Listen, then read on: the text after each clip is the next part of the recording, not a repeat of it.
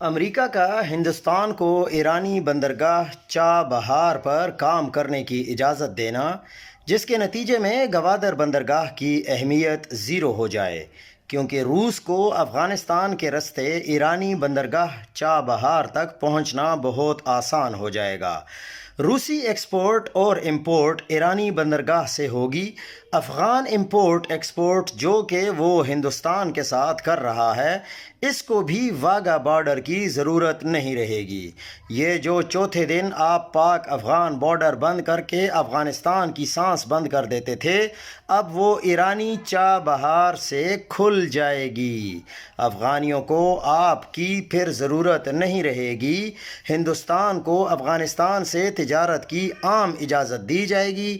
China کی اپنی لگ بھگ 34 بڑی بندرگاہیں ہیں، انہیں گوادر کی عموماً بالکل ضرورت نہیں۔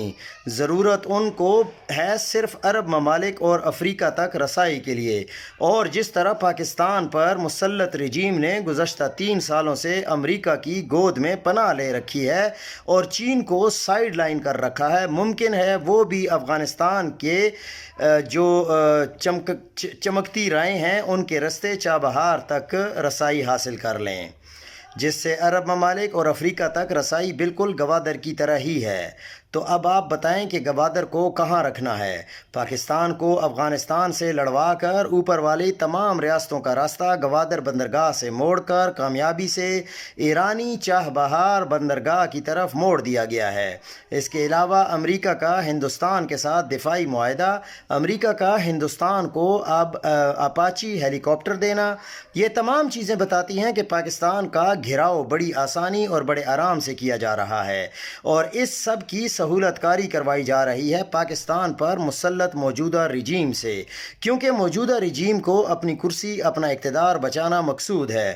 پاکستان کا لفظ فی الحال ان کی ڈکشنری سے غائب ہے۔